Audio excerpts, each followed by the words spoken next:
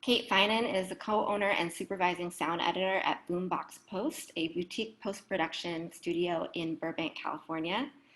She has a long list of credits to her name, including being nominated for 7 MPSC Golden Reel Awards and 2 Daytime Emmy Awards, as well as experience that spans working at Warner Brothers Studios, leading multiple sound design teams, and working as a re-recording mixer for multiple animated series. We are so grateful that she's taking her time to do this session with us today. Without further ado, please give it up in the chat for Kate. Hi, everybody. Christina, just making sure everyone can hear me and my screen share is good. Yep, you're looking good, Kate. Okay, awesome. So yeah, as Christina already so kindly introduced me, I just wanted to give you guys a quick overview. I am Kate Finan. This is Intro to Sound Design, which WAM was so nice to ask me to do for you guys. And I'm the co-owner of Boombox Post, as she mentioned, along with my business partner, Jeff Shiffman. I'm also a supervising sound editor and re-recording mixer. So the reason why I'm here talking to you guys about sound design is because it's something I'm very passionate about. Obviously, I work doing it every single day as a supervising sound editor. At Boombox Post, we do primarily sound for animation and largely TV, although TV honestly now spans so much more than just what you think of as regular television. We do things for Hulu, Netflix, Quibi, which is a mobile app only streaming device. So there are lots of different things that we're creating content for all the time. And animation is this wonderful playground for sound design specifically. Obviously, you can find creative opportunities in absolutely any work that you do, especially any sound for television or film or post-production sound, as we call it. It can always be a very creative job, but I particularly love animation because it has the added benefit of not being hampered by VFX budgets. So a lot of things that would be too expensive to create in a live action series or movie, like big battle scenes or alien spacecraft battles, or a show completely about dinosaurs.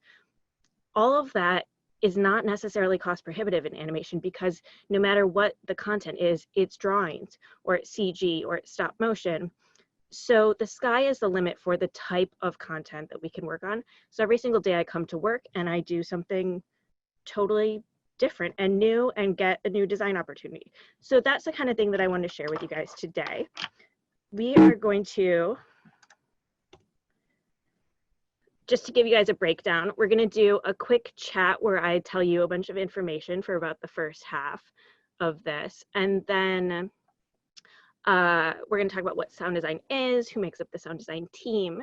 And then for the second half, we're going to do a quick Q&A then in case you have any questions about that. So feel free to share them in the chat as we go or save them up until the end for Christina to take a look at. And then in the second half, we're going to do an actual interactive demo where I'm going to bring you guys into Pro Tools and my SoundMiner application.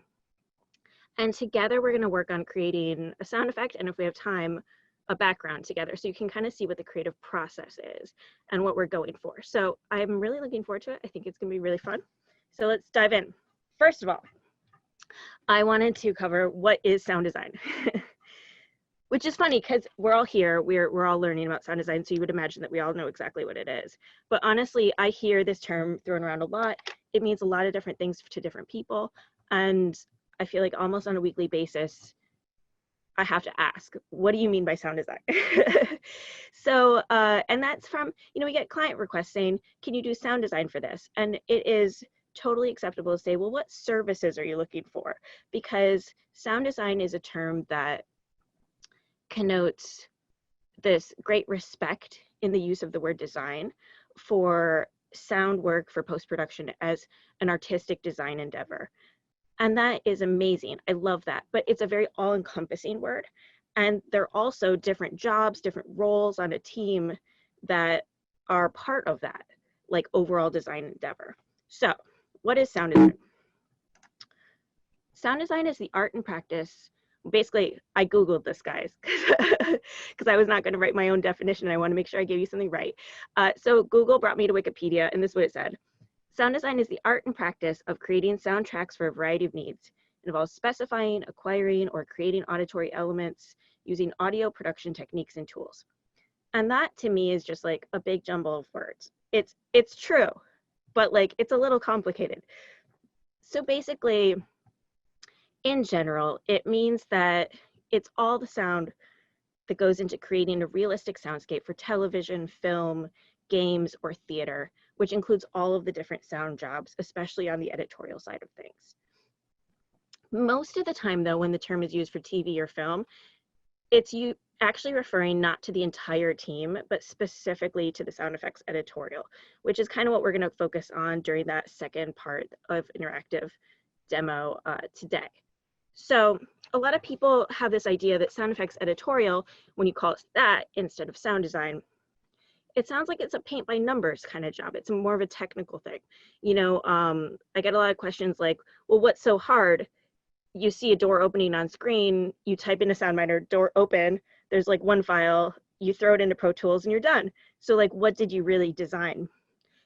But that's not the way that it works. It's actually a job that includes recording raw elements, combining unexpected library elements, using plugins to process existing sounds, or maybe like synthesizers to create something new. And so all of that goes into it underneath the hood. So first I wanted to talk about the sound team. It's basically made up of these key players. We have the supervising sound editor, the dialogue editor, the Foley team, which is the walker, mixer, and editor, sound effects editor, and the re-recording mixer. And that team can be 5 people, it could be 10 people, it could be 20 people, it could be 1 person, depending on the budget of the project, how long you have to work on it, the scope of it. And basically, this used to be something that was much smaller, but now because technology has grown, we're all digital, we can work so quickly. The tools are allowing us to do more and more every single day, which is why sometimes there are a lot of people involved and a lot of really hard and interesting design work. So first of all, supervising sound editor, this is a picture of my business partner, Jeff, who was kind enough to let me take a photo of him pretending to write notes on a notepad. So the supervising sound editor, on kind of the day-to-day logistics side, he or she is going to oversee the entire sound process, work with the post-production calendar to schedule all of the client sessions, which would be the spotting session, where you go over with the executive producer or the top creative people on the project what they want it to sound like, both overall and in moment to moment. The preview session, where they review all the sound editorial work before it goes to the stage. And then also maybe scheduling the mix stages, the dubs, the people involved. They would probably be hiring the team, putting them together, and making sure everything stays on time, on budget. On the more fun side of things, like I said, they're the ones who are in those creative meetings, the spot, the preview, also they're there on the mix stage. And this is really where it gets fun, because the supervising sound editor is, let me go back one more.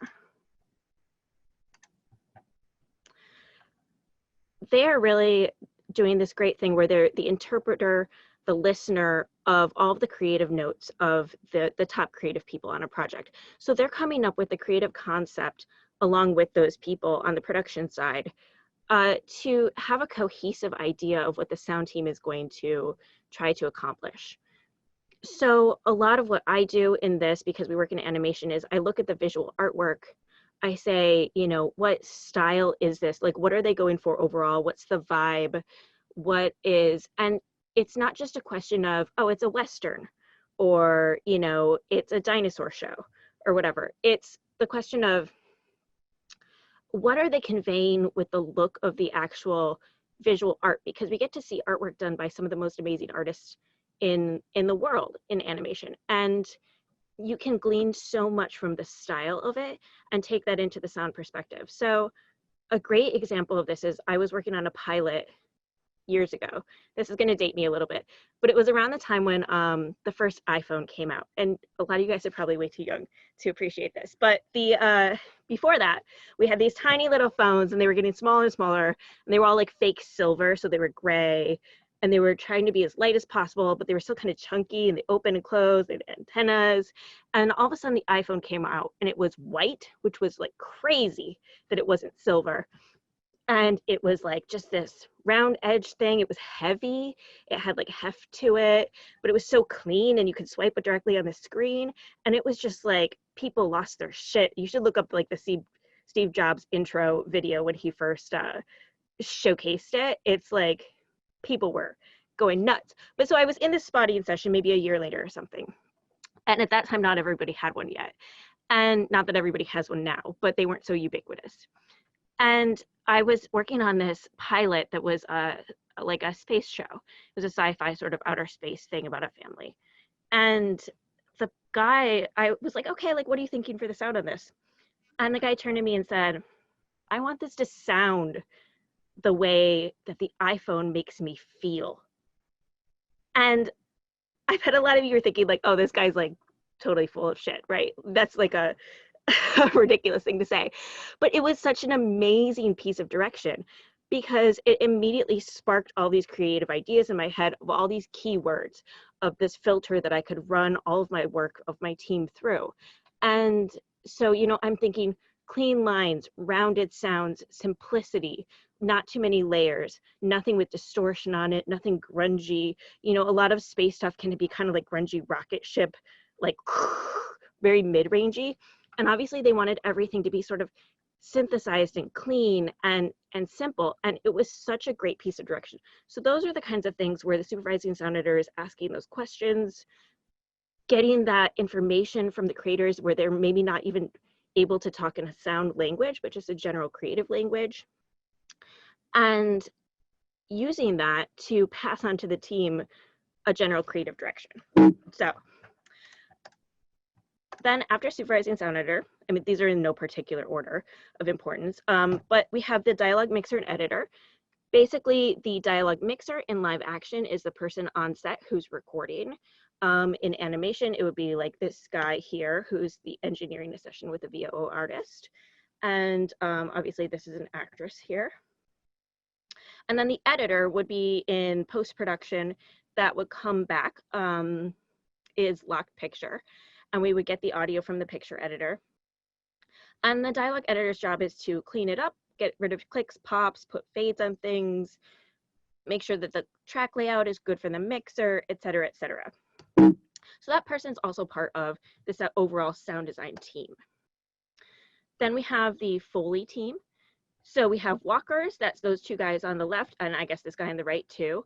Those are the performers who are doing live footsteps or prop recordings to picture. So Foley is all to picture on a sound stage. And it's made up of those two components. It's made up of footsteps and it's made up of props. And props specifically are any time that we see an on-screen character interacting with something that's also on screen as part of their performance. So it's the kind of stuff that could have been picked up by a microphone if the shotgun mic weren't so directional. So you're talking things like jiggling a doorknob when you're trying to get in somewhere, or picking up a glass of whiskey and hearing the ice clink around and then putting the cup back down, or like if there were a bunch of kids playing around in a supermarket, like on the left you see they have a grocery cart, maybe some rattles of that would be recorded. All of that gets spotted either by the Foley editor if there is one, or maybe the supervising sound editor to communicate what they're asking for, the exact sync spots. The mixer is the person who is recording those sessions. And the editor is the person who afterwards is going, beforehand spots it, and then afterwards is going to clean everything up, maybe layer it together, make sure the sync is all absolutely perfect before it gets sent to the preview or to the stage. And then after that, we have the sound editor, or sometimes called sound effects editor. And that is the person who is involved for absolutely everything else that needs to happen sound-wise, sound creation, sound element-wise in the edit stage. So we're talking things that are small, you know, things like opening, closing a door, or also things that are way too big to be recorded on the Foley stage. So a car crash, a rocket blast off, a UFO landing, an out of control, Godzilla that's wrecking a city, helicopters coming by, guns, things like that. So that is the rundown. Like I said, oftentimes the sound effects editor is a person that's really referred to as the sound designer, specifically if they're talking about just one role. Sometimes the term is used sound design package, and that means everybody on this sound team that I just described. And sometimes they say sound designer, and that means basically sound effects editor. So what are the elements of sound design? We have basically from the bottom up, and I say bottom up because that's how we build our sessions. At the bottom is the stuff that needs the least attention from the mixer, and the top in sound effects is what needs the most attention from the mixer. So at the very bottom, we have backgrounds and ambiances. A background is the environment that we're in during any given scene. So you create this world of sound to help the viewer place themselves where the people are. This is really, some people find backgrounds really boring to cut. I love them because it immediately transports you into another world, another space. And it's so important to just the foundation of a scene. It's really fun to create them because I feel like it's the single thing that can kind of put you somewhere and immerse you. So you're talking things that you never see. It's nothing synced to picture. It's like if you close your eyes and imagine yourself at the beach, right? The background would be like the general wash of waves. It would be the wind that you hear kind of whipping up every once in a while, maybe a little movement of sand, some seagulls that are somewhere off in the distance, but not that close to you. So it's those kind of elements. Now, ambiances are very similar. They're also environmental. But there's something that your mixer is not going to just set and forget because they're environmental. There's something that's going to be on screen that could start and stop, or that you might want to cut closer and further away to in the camera angles. So for that reason, you'd want to get all of a sudden louder or quieter. That is something like a river. So say you have a scene that's on a river. You might have one character who's sitting on a flotation device, and we cut to him, and so the river needs to be really loud. And then we cut over to somebody else who's yelling at him from 12 feet away from the river at a campsite, and we want to have the river all of a sudden on that exact frame be really quiet. So that river would be an ambience, basically. So it's a steady element part of the environment, but something that we want to change something about: panning, volume, etc. Also things that are good to put in the ambiances. And again, this is all stuff that you would maybe check with your mixer and just make sure you're on the same page. But in my opinion, things that are environmental but can start and stop. So something like, say, a rainstorm, because you're in an environment, you maybe have crickets and birds and wind and traffic and all the stuff about like being in, say, like New York City. And then all of a sudden a rainstorm hits. And for 5 minutes we have rain going. Well, you wouldn't want to put that in the Bee Gees because all of a sudden it can clear up. And then you'd be left with nothing, right, if you muted it. So that allows you to get in and out of something while maintaining your background elements. Okay, so then we have the sound effects, which is everything that comes above that. Often these are sometimes called hard effects. And that means things that are in sync with picture, basically. They can also be off-screen elements, but they're still sort of considered to be in sync with picture if they're part of the storytelling and the sync matters. So I'm talking, maybe there's a car crash off screen and all of a sudden everybody turns and looks. It's still a hard effect. It still belongs in the sound effects track because that sync matters. So here's the big question. Where do you get the sound effects? I get this question a lot, like, yeah, you put sound effects in, but where do you get them? My grandmother, I'm pretty sure, always thought that I'm just like making cartoon sounds into a microphone as my job all day long. It's not true. I wish it was. It would be maybe cooler that way. Maybe not. But so basically we get them from 3 separate places. one of the main places that we get them from is a library. And again, this can be a little bit misleading because people think, okay, door open, put the door in. I worked on this a very long time ago. I was working on some indie freelance stuff and with a friend, and he was sitting with a director, and I think there was like a nun singing in the shower, and the director he was like, okay, well, just I didn't record anything here, we don't have anything, I can't ADR it, so just type in your sound effects library, naked nun singing in shower. And we were like, it doesn't work that way. And he was like, but I thought you had a library. So it's that's not at all how it works, for obvious reasons. You can't get that specific. You have to be really creative in your search choices, your keywords, which is what we're going to go over in that second part where we do the demo. But basically, you can get, aside from a nun singing in a shower, almost anything that you would like to purchase for your library. There are these giant libraries that are pretty all-encompassing, that are also pricey, that you can purchase from the big names to really get you kickstarted if you wanted a library. You can also buy these tiny little specialty libraries. Like every once in a while, I want one vintage vehicle from, and I can just go on and for 15 bucks buy a bunch of car buys from that very specific car online. So you can pretty much find anything that you need. There are also a bunch of great resources, and remind me, Christina, at the end, we have a .pdf that I made for you guys with a bunch of keyboard shortcuts to use for practicing sound design. And then I also have a bunch of links to free resources. And one of the great free resources that I have a link for is Soundly, which is basically, I'm going to show you guys SoundMiner, but Soundly is an online version. You can get a free account, and they do have a sound effects library built in to the free one.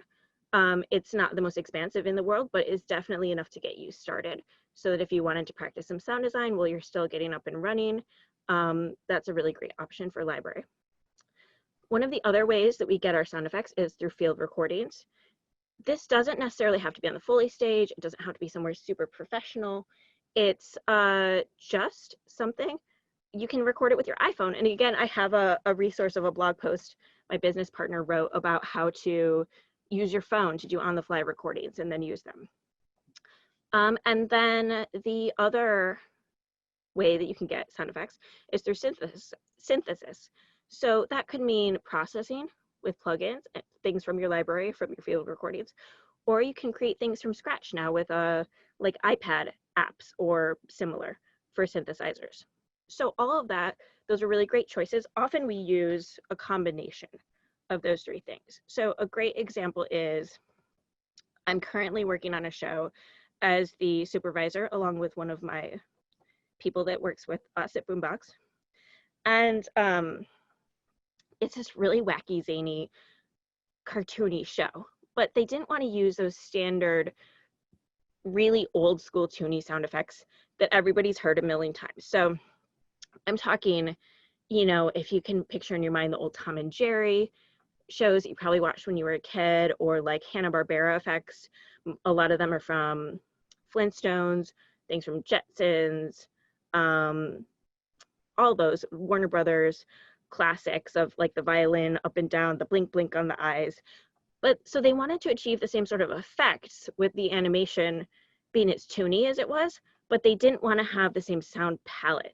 So we actually made a custom cartoon palette to have our own vernacular to use for those moments. And we did it by, since we're in quarantine, one of my sound effects editors, the designer on it, we sent her home with a microphone, and she recorded shaving cream being sprayed out of a can. She recorded her finger running along a comb, balloon stretches where, she's had some balloons, a train whistle, a cowbell that we had lying around. Some of those like really classic cartoon elements.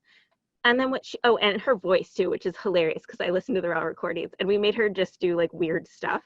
So my grandma would be very happy, but she's just going like boo, whoop, whoop, whoop. And she took all those different things and she processed them with different plugins. She pitched them up over time, pitched them down, slowed them down. etc., to make them sound different than they would in the real world. So they no longer read as a vocal or the finger on a comb. They read as just something weird that you couldn't put your finger on. And that is basically what I'm talking about with field recordings and sound design. And then we use those in the show, layered in with library sound effects to make the full palette of the episodes. So at this point, now that I've explained all that, we're going to get into the interactive sound design in just a moment. I'm going to switch over to my Pro Tools. And we are going to, just to give you guys like a really quick heads up of what's coming, we're going to do a prison cell door. We're going to design a hard effect together. And then if we have time, we're going to do a peaceful forest background together. So that's what's coming up. I'm going to get set up to switch over to that. And Christina is going to be monitoring the chat right now. And she's going to look for if you guys have any questions on what I've covered so far. And we'll do a few of those. And then we'll jump into the demo. Awesome. Thank you so much, Kate. The chat is going wild already. It's so great to see everybody's questions. I know we're excited to get into the second part, and we do have some great questions. A lot of questions about breaking into the industry, and some folks from the theater world and some folks with experience in music production and mixing music. And the question is, will the skills translate? What's the best way to break into post-production sound? Got it. So I have a degree in sound recording technology from DePaul University, and that degree specifically was basically in classical recording engineering and like rock engineering, because it was within the School of Music. So I did some internships. I wouldn't say that I like worked heavily or anything, but you can certainly transition. This is what I say to everybody. It's all the same skills. And no matter what you go to school for, if you go to school in sound, you're learning those base skills of Pro Tools, how to listen, what's EQ, what's compression, you know, and just sort of honestly a general awareness of the sound of all things. And so you can use those tools in any endeavor you want. You will have to learn the job though. So the transition isn't flawless. It's not like you could just walk in and be like, cool, I'm a sound editor. You would have to probably train under somebody. I would highly suggest getting an internship or asking if you could shadow. And I know internships are kind of looked down on because people have a right to make a wage. It's great if you can find a paid internship.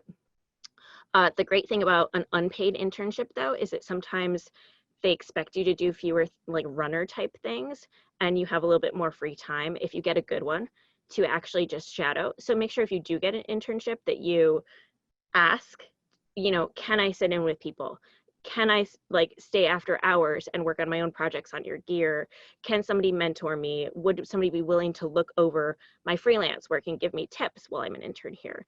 There are lots of things like that that would really help to break in. Obviously, with COVID, it's a horrible time to be looking for a job, to be trying to break into a different industry, because a lot of places physically just aren't open for you to do that kind of shadowing work. I did make this demo that we're going to go over, something that you guys can do at home if you have Pro Tools pretty easily and without needing to spend any extra money on content or anything like that. So I think practicing your Pro Tools skills, getting brushed up on the quick keys, like I said that I made a PDF, is really great, because you might know Pro Tools well, but I don't know Pro Tools for music nearly as well as some of you guys probably. And same thing goes for, like, I know it really well specifically for post-production and the quick keys that are good for me to use. So it's great to get that knowledge under your belt too. That's awesome. Thank you so much. Really, really great advice. And people are answering each other's questions in the chat, which is great. Maybe we'll take one more before we go into the next session. One question that came in was, as a studio owner, what's your advice for opening your own studio? Well, I guess if you want to open like a physical location, or are you talking more about opening sort of like getting a business license and presenting yourself as a business rather than an individual? I guess it would depend on the specifics of that. But I would say getting a business license and presenting yourself as a business rather than an individual is a great thing to do, because it presents a certain appeal of professionalism. And there's nothing wrong with also being just an individual freelancer. And I shouldn't say just, but there's nothing wrong with that. But if you want to present yourself as a business, I think that's great. Opening a physical studio, as you guys know, rents are expensive, gear is expensive. It's kind of complicated to manage people. So I would highly recommend, don't just expect to make that leap directly from school or directly from maybe freelancing where you largely work alone and you do all of those jobs that we just talked about as like a one woman, one man band. I would highly suggest working for a little while in a studio, seeing how the logistics run, seeing how do you schedule things, how do you budget things, get somebody to like maybe be somebody's assistant for a little bit who runs a studio. That kind of information is really, it can seem when you're young like that sort of job is a waste of time. Like you're just chomping at the bit and waiting for your real career to begin. But I like to think of every single job as a learning experience. And especially some of the best learning experience jobs are really horrible jobs because you learn how not to run a business, what not to do, how not to treat people, how not to speak to your clients. So there's something to learn in everything, and just being in your own little bubble as a freelancer, if your ultimate goal is to own a studio and open one, I would not suggest just jumping directly from there. Awesome. Fantastic advice. I know we got to move on to the next section, but we're seeing some great links popping up in the chat. And we'll also pop in a link about a session that we did on home studios, because there's a lot of questions coming in on what to do with working from home and how to keep that creative energy flowing. So we will keep an eye on the chat and move into the next section and go into some more Q&A at the end. Thank you so much. Perfect.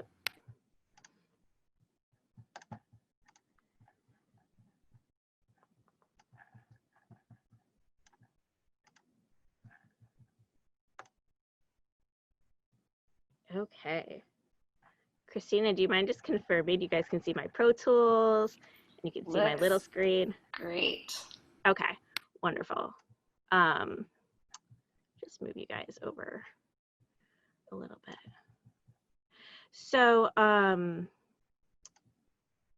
what we're gonna do here, I'm just trying to figure out where to put my Zoom window that you guys can't see. I'm gonna put it down at the bottom. So what I did for this is basically, like I said, we're gonna do a couple of sound design things really quickly if we have time to do both. The first is a hard effect. It's gonna be a jail cell door roll and slam. So I have this is an easy thing you can do at home. Like I mentioned, if you're out of work, if you're looking to practice, if you're just wondering, hey, I want more sound design experience, but no one will hire me because I don't have any sound design experience, what do I do? That is a very legit question. So this is something that you can do at home. You can also do this by pulling videos off of Vimeo. They're great student projects that people have done. If you want to make a reel for yourself, I would highly recommend maybe pulling something off the internet, wiping the sound from it, and giving it a go. The more indie the project, the better. As a business owner, I would say when I review things, it's a lot harder to appreciate the sound that a new grad did on a Marvel movie, because we all know what those sound like. They sound amazing. It's just hard to beat that comparison. It's a lot cooler to see somebody do like a Korean horror film, you know, that I've never heard of, or some random animated student project that they found online. So that's another option too. But for the purposes of this, I actually really like just pulling a still image from any stock photo place, because you don't have to worry about sync and you can just focus on the design elements. So Basically, it's the same for backgrounds and for sound effects. What we want to do is not choose an all-in-one effect. So we're not going to do the thing that I said you don't do in sound design, where you see a door open, you type in door open, you pull one file, and you put it in. So I'll show you an example of like what that would be like. And then we can talk for a moment about why that's not a good idea. So this is SoundMiner. This is where my sound effects library lives. And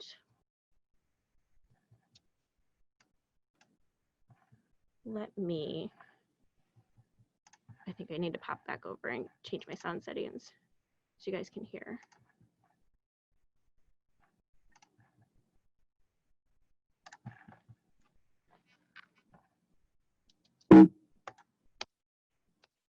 Yeah, it's still, hold on.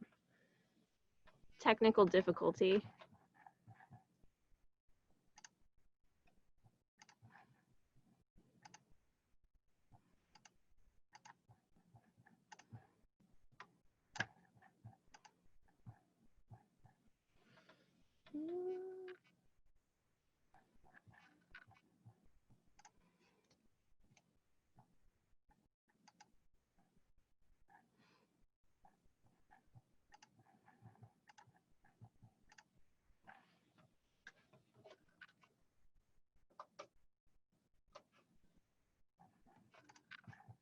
Just gonna restart my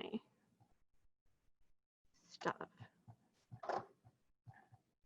Sorry guys, so I have Zoom playing into my headphones so you don't get all the feedback, and I have my Pro Tools going out of my speaker. So it automatically changes all these outputs every time that I like join the Zoom or do something different. So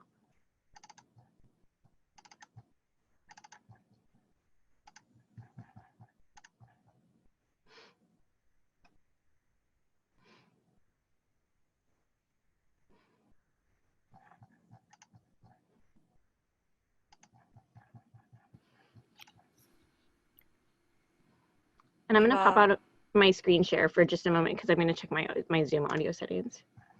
Sounds good. We've all been there with the Zoom to audio labyrinth, but some great comments coming in the chat. Appreciation for sharing SoundMiner, and lots of support. Technical difficulties, we've all been there, so we'll get it sorted.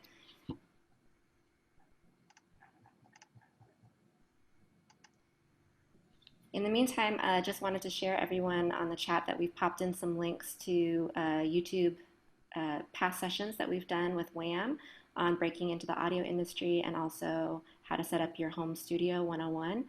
There's lots of great questions in here about both of those topics. So recommend go to our YouTube and subscribe so that you can check out all of those videos. Those are up and on demand,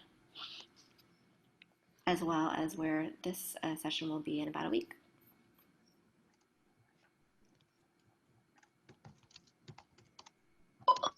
I think I got it, guys. Okay. All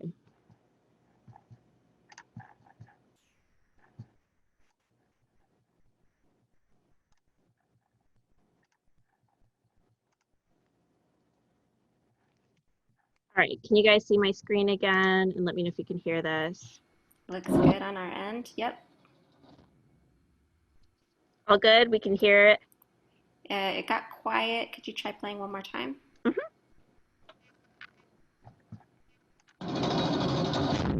Good to go. I can hear it on my end. Okay, perfect. All right. Chat says yes. Excellent. Thank you guys. Thanks for bearing with me. So this is an example of an audio file. I just typed in cell door slam, right? And I found this one that one of our sound designers actually created for a show. It is this awesome file, right? It has this great like sliding over, the clinking of it, the slamming. It's amazing. And I would be very tempted to just throw this in and send it off to the mix stage and say, great, especially if I can sync it up pretty easily, get some fades on there, cut it slightly. You don't ever want to do that. So the reason why is that you need to dissect all the different parts of the sound and have different layers when you do sound design, sound effects editorial. That's because you want to give options for balancing on the stage. So you want to have a high, a mid, and a low. Just like, and this is where all of you music people who are looking to transition, this is where you're going to be great. Your ears are set. You already have all of this ideology under your belt. You want everything to be balanced. And that's the only way to get fullness. It's the only way to have like something that really feels like it embodies a physical object, is to have that balance between frequencies. I balance every single sound effect. I work in groups of 3s. So you want to balance for frequency, high, mids, and lows. And you also want to balance for texture. So with each of those high, mid, and low files, you want to hopefully get some other texture, some other breakout part of the sound, of the mechanics of it. So we'll take a little bit more of a look there. And the reason for that is, other than fullness, on the mix stage, you have no idea what the music is going to do. When you're working on sound effects, you don't receive the score. So for all you know, there's like heavy metal going on, or maybe there's just delicate strings, you know, played like a bed across things, or maybe there's like jazz happening. You have no idea what frequency spectrum of your sound effect is going to make it pop in the mix. So you want to really cover your bases to make sure that your stuff doesn't get muted, it doesn't get lost. And then also when you're in the sound effects preview, you want to give the creator the option to pick apart what it sounds like. So if I have this sound in place, it's just this one file, and they go, oh, that's really great. I love this scrapey, like sliding part that's kind of more low end, but I hate that like chicka, chicka, chicka, chicka, like just get rid of that. You'd have to go, oh, no, no, no, this is a yes or no situation. We can mute this or we cannot mute this, but like you can't take stuff out. So you want to avoid that situation. You want everything to be something that's malleable, that you can get further direction on. So all of that comes about, you can design by keywords, basically. So in your mind, you have to be able to pick apart any sound without hearing it ahead of time. You just have a visual. Imagine in your mind what it is, and then pick apart the different sounds. And then you're either going to search by adjectives, descriptors of what you want that sound to be like, or you're going to think of similar objects that might make the type of sound that you want and search for those terms. So this, to me, we're going to do something similar for this cell door. And I made these into a video in iMovie. You wouldn't have to do this. I just did it so that you guys can see this visual of it while we're working. But this cell door is going to have a scrapey clinka, clinka, clinka. That's part one, right, of it sliding. And then it needs to have a hit when it slams. So let's start out by doing the side-to-side motion of the sound, and go ahead in the chat window. Christina, since I'm in screen share, I can't see the chat window. So she's going to moderate this and pick out some ideas for keywords. So go ahead, type them in there, throw out some ideas, and Christina's going to tell me what you guys want to search for, and I'm going to look for it. We're going to build together. All right, we've got gears turning, metallic squeak. Okay. Scraping, cement, another scraping, dragging, metal slide, brassy. Yeah, let's look up cement scrape. So I have my my sound miner set to do what's called a wildcard search. So nothing came up. Let's look up stone scrape, which is very similar. So you'll see that I also have it set up to autoplay, that it put the asterisks after it. And that's why I put scrap instead of scrape. So the asterisk, the wildcard search, means that it's going to search for any word that starts with these letters. So if I didn't have wildcard on, I'd have to type scrape, and it would only bring up scrape, that exact search term. This is going to bring up scrape, scraping, scrapes, scraps, etc. So that's why I did it that way.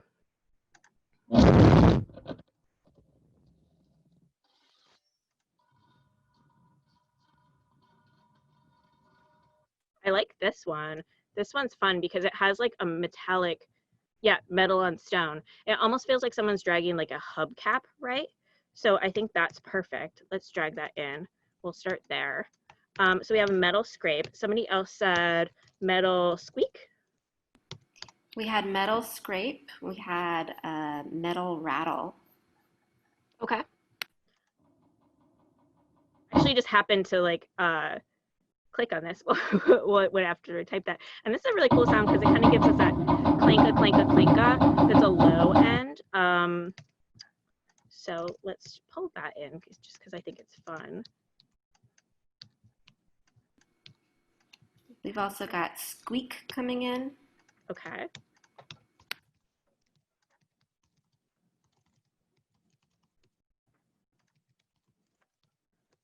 So let's do metal squeak.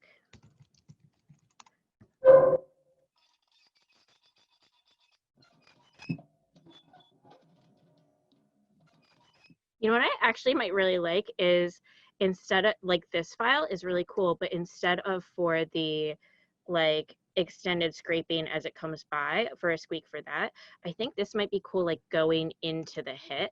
So I'm gonna just grab this little bit. You can see I can grab just a portion of the waveform and I have my sound miner set up to give me full handle. So it's still gonna pull the full file into my clip bin.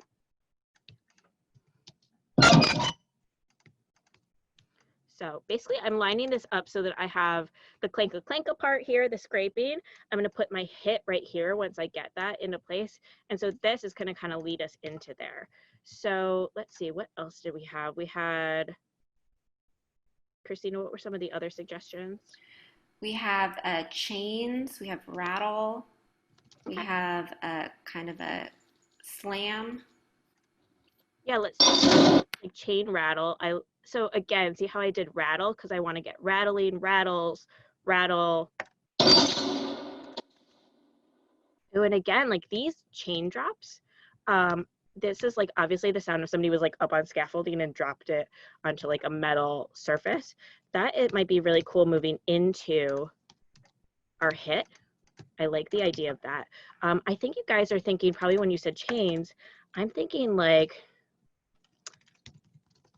metal winch. So like this would be like a chain going up over a pulley or something.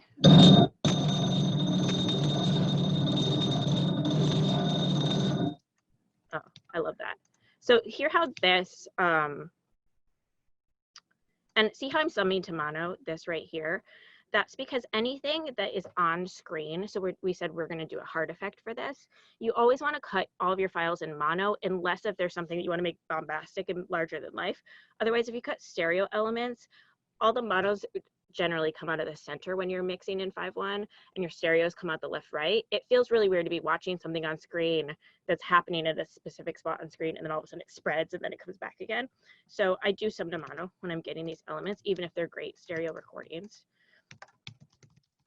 So we have, let's do a little balance check. I know this one's gonna be too loud.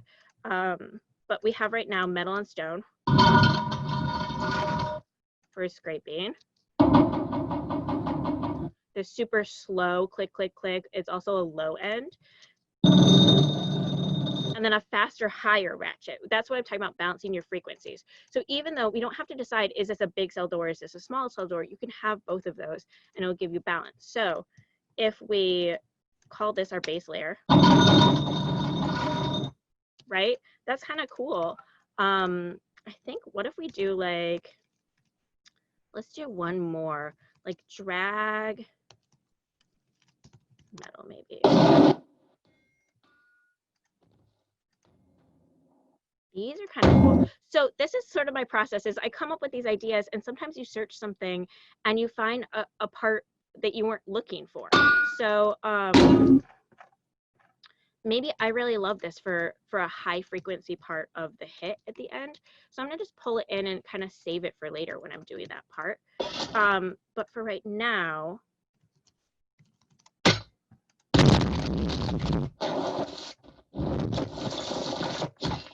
I don't know if we really need any of these, but maybe like something like that, just to give it some low end rumble. And something like that I might even honestly like put in my LFE track.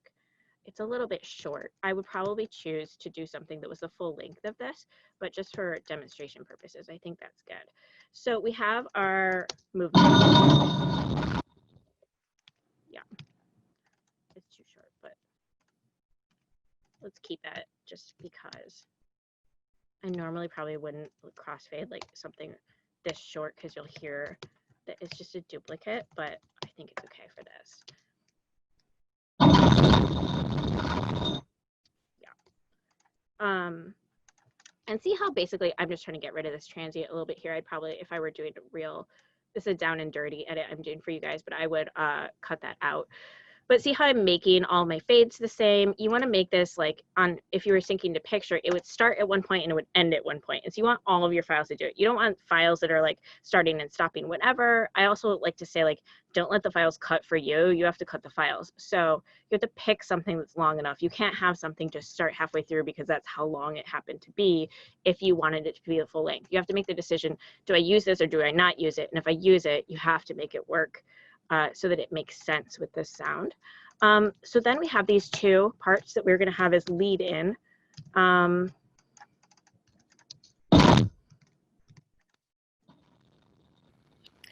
Kate, just want to jump in real quick. We're running close to the end of time. Got Just it. want to give you a little time check. And I know that there's a lot more to be seen and done on this. But we are so appreciative of all of this. And just to let everybody know in the chat, we just popped in that PDF that Kate was referencing earlier about the shortcuts. Great. So we'll... Yeah, so let's just finish this one up. And then Christina, I had mentioned to you that I was like on a little bit of a time crunch. I can stay for a little bit longer if you want to keep it open, or if you want to close it right at 11 or at 12, that's fine with me. I think everybody in here is here for as long as you can be here, and we respect your time. All right, cool. Well, let's finish this one up, and then we can get a feel for if people want to do like an abbreviated version of the BG just to see how it works. Maybe I won't take the audience suggestions, but I can just build it for you guys and give you some quick pointers, and we can open up for like a few questions at the end. If that works, maybe go like 15 minutes long or something. That sounds great to us if you have the time. The Okay. chat is going wild. Cool. So let's just finish this one up. We're almost there. So we want to get now the hit at the end. So again, I want to balance every single part of this build. So I balanced already my scrape by having a steady scraping texture, by having a click, click, click of the winch that's fast, of having a clink, clink, clink of that low end kind of drawbridge sound. So I've hit all of my like 3 frequencies that I want to hit, my high, my mid, and my lows. I've hit them also with textures, so I didn't need a ton of files. I didn't need 16 files to hit 3 textures and 3 frequencies. I want to do the same thing with this hit at the end. So I'm going to go, I'm going to think on this one about things that would make a metal hit. Okay, so I'm going to go shovel hit. Like if you just clanked a shovel into something.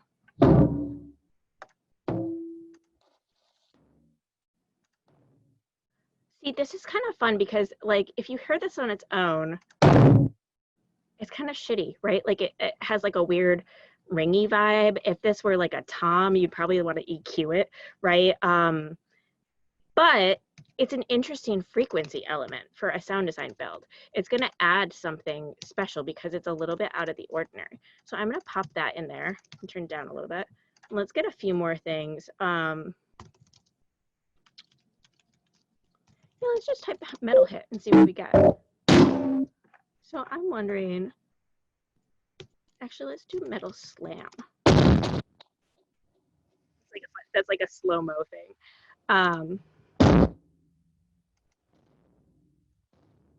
So these are kind of cool. They're a little bit ringy again, but this is like a lot lower end element than the other one that I chose. So we have that and that. They're a little bit similar, but they're still working for me. I kind of want something that has like a ping to it, like a real high end element.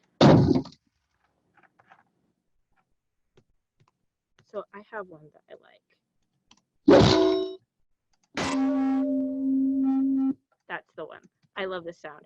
So again, you might be like, well, that sounds nothing like a jail cell door. that's okay. I'm just trying to hit a different frequency and get some brightness to this build, get some difference in quality, get something that has a different vibe that's going to poke out in a different mix scenario with different music. So let's see what we have right now. And I've just kind of randomly clip gained them up or down to see what's working. I think that's good. It's missing like one thing. I like to then think about like, what is another kind of door that might be cool? I like these medieval, like 16th century castle doors. They have like a good heft to them. They're a little bit squeaky. They're wood. So you don't always have to be married to the texture of what you're designing, because again, you want different textures. As long as it reads texturally, it doesn't read like I cut the wrong thing for it. Once it's all put together, it's okay to mix your media, to mix your textures of what you're putting in.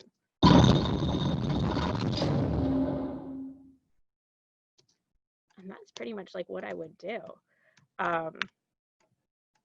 That's sound design, guys. Let's move on to the background, and I'll just do like a really quick one. You guys are more than welcome to also pop into the chat, throw out your suggestions just for fun. Christina, feel free to pipe in if you like see some really good ones while I'm going. I'm more than happy to take some suggestions. But I pulled this photo of the forest. Don't you guys just want to be here, right? Like this immediately makes me want to just be. I'm from Wisconsin, and so we used to go camping in Canada all the time and go backpacking when I was a kid, and just this brings back so many memories. But we want to make it feel like we're here. So how do you do that? I have some BG tracks. I call them BGs, it's just short for backgrounds. I have 4 monos, 4 stereos. This is kind of a standard setup for 5/1. Depending on the show, you'd want to ask your supervisor or your mixer. They might want way more, may want way less, depending. You're going to spread these in the mix around. You won't spread them, the mixer will. And they'll either choose certain elements to put a little bit more in the front and in the rears to make it feel 3-dimensional, or they might take all of the BGs and just bring them back in the 5/1 environment or in the Atmos environment in order to like give it a little bit of depth behind us.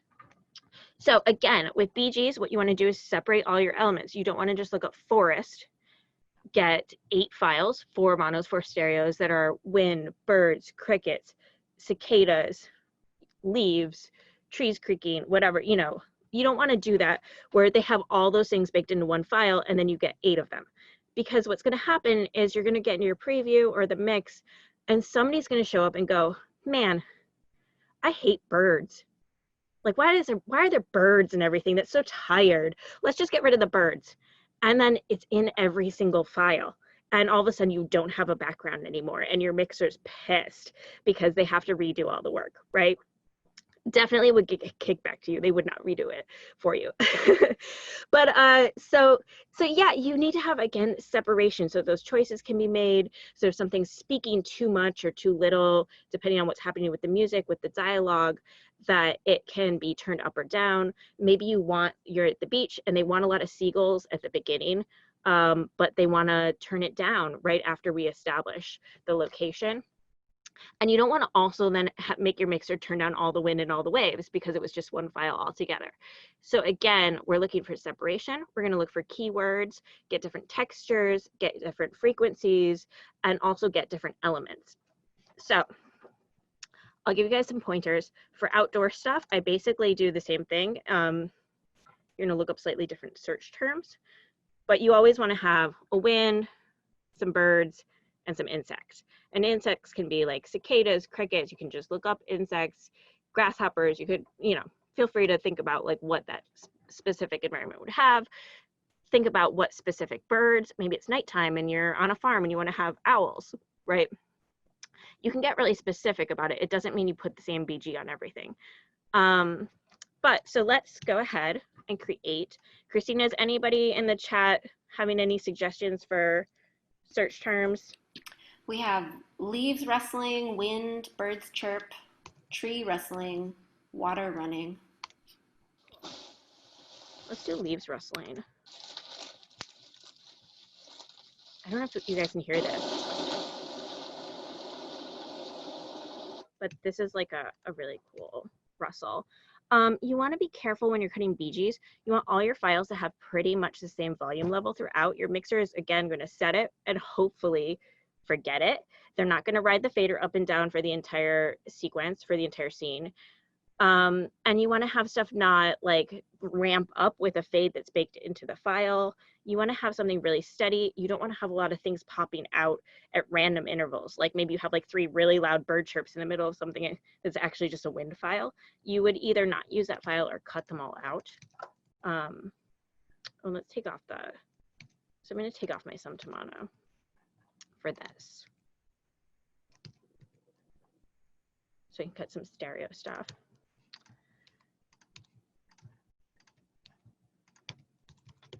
So usually for BGs, you would cut them so that they are the length of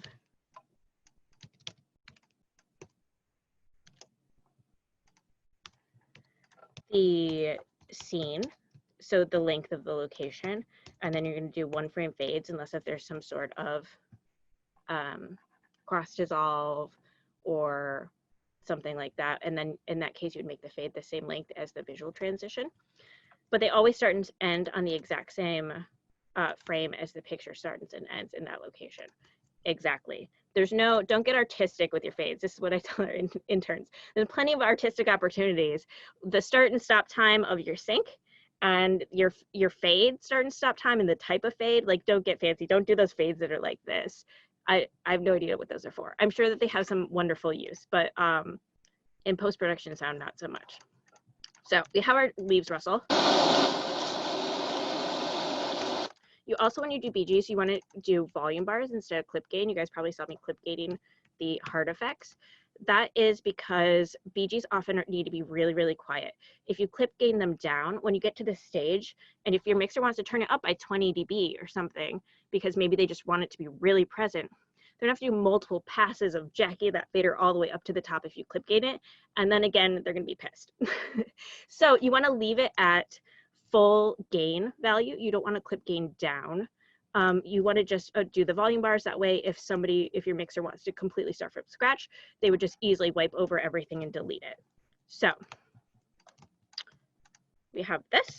We had, I think somebody said like birds chirp. We've got birds chirping and also squirrels. Oh, that's great.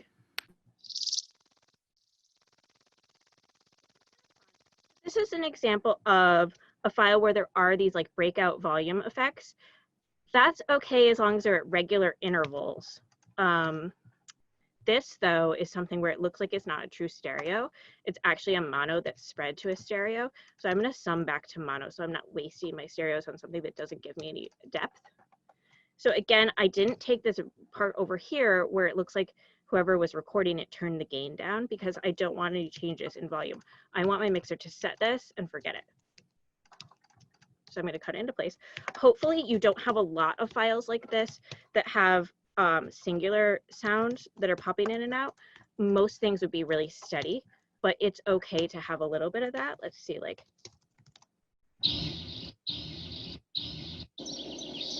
Like this is a great BG file. See how it's steady and uniform all the way through?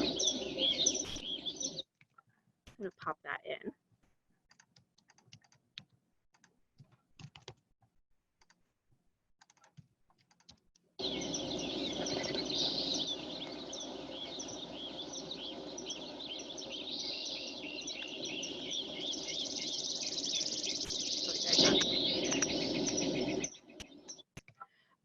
Let's do, you guys said squirrels. I don't know if I have any squirrels. I never have cut a squirrel, like for a BG. I have a lot of cartoon squirrels, you guys. I did know that I had those. Kind of fun. So this is my only squirrel file. I might, like, if I were gonna do this, I might spread these out a little bit or something. Again, it's a fake stereo. But I like this as an idea, so I want to include it.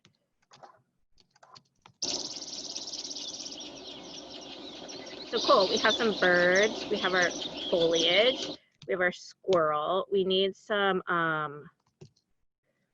wind on leaves, maybe.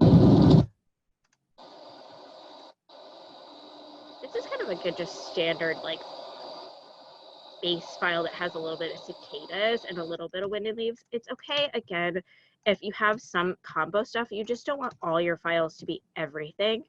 But giving body to your file is fine if you have a few things. This is just a cornfield.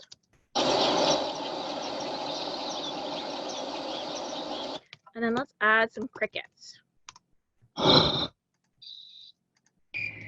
Don't worry about if it says nighttime or not. Sometimes they just get tagged that way. This is kind of nice because it's stereo and it's more, oh, but it's so short. See, I would not do this because you're gonna have to duplicate it a zillion times and you'll hear that.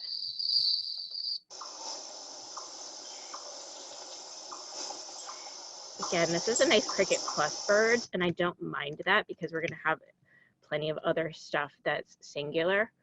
So the more tracks you have, the more you can have like one or two things that cover a few bases all at once. But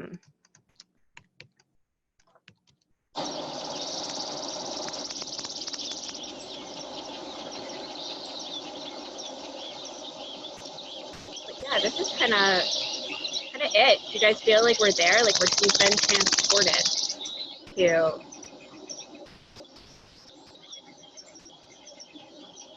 to this forest. So that's the long and short of it. If I were actually cutting these, I would fill all these tracks and I would do it like cleanly. I would cut all the way to the end. I would do my crossfades.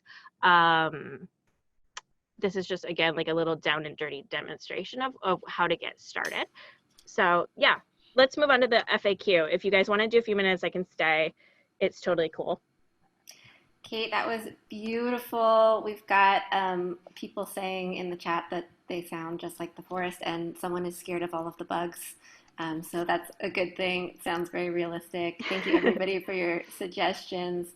And we had a couple questions on this particular sample, which is, could you repeat what you said about the fades, about what fades not to use? Yeah, so I like to use a regular gain fade, so a straight up and down fade like this. When you're coming into and out of any location, it should be one frame fade, always if it's a hard cut. So you want to use that same type of fade, the gain fade, a straight fade. If you have any other sort of visual transition, so maybe the picture shows a cross dissolve or it wipes across the screen, like to a new location or something like that. Or maybe, you know, I work in cartoons, so sometimes there's a logo that's kind of like a Batman type thing where it like swirls forward and then swirls back again, right? So you want to make your BG fades the exact length to the frame of whatever visual transition is happening. If there isn't a transition, it's a hard cut, then it would just be a one frame fade. And so it's going to start exactly on the first frame of the picture, and then you're going to end one frame beyond the first frame of the next location, so that that one is going to start. Let me try and show you. And you would have, it would basically create a cross dissolve. So I can just share you really quick and open this.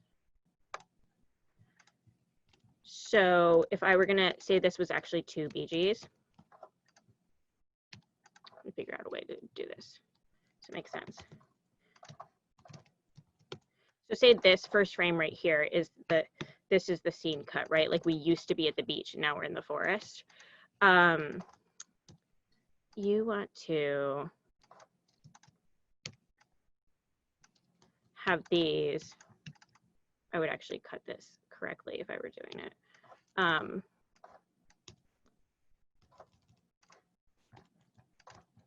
They would look like this.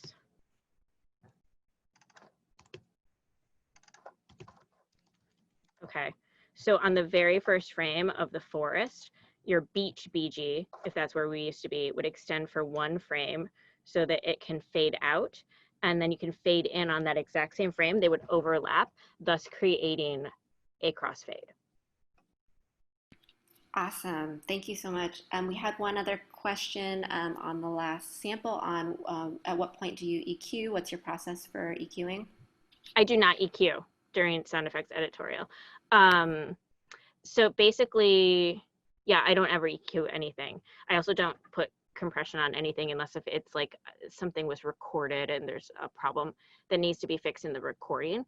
But from an editorial standpoint or to make it work with picture, no, don't do it. So basically, the jobs are pretty divided.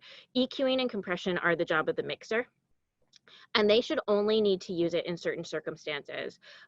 So they're doing it to make the dialogue speak better for television, if it's like EQ or compression. They might, they're going to EQ out like room noise and things like that. But in general, if the sound that you've chosen needs a bunch of EQing, you need to choose a different sound because it's a bad sound. Just keep on moving. Keep going. Don't do it. You're only going to make it weird. Also, so say like you're underwater and you're like, oh, well, I have this great splash, but like it doesn't feel like it's underwater because the EQ is all off. Pick an underwater splash as an editor. Don't choose something and make it and then EQ it.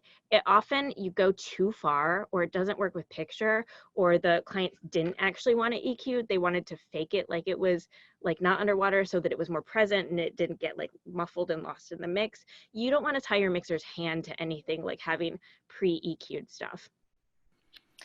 Awesome. That's great clarification. Mm-hmm. Thanks everybody for the questions. I think maybe one more because we're running over, but there's still a lot of questions about what to do if you're just breaking in and entry level. And I thought maybe this would be a good opportunity to talk about the internships that you do at Boombox and where Mm-hmm. they can find out more about that and other resources that can help folks in the chat get connected to Boombox. Yeah, absolutely. So we have an internship program at Boombox.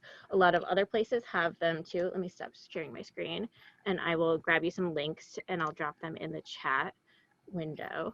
Let me just find my browser. So we have an internship program. We have, usually it's quarterly. Right now, just so you guys know, it's on pause because we are all at home, so there's no location to go to. There's not a great way to observe, but I'm gonna post the link here, I think.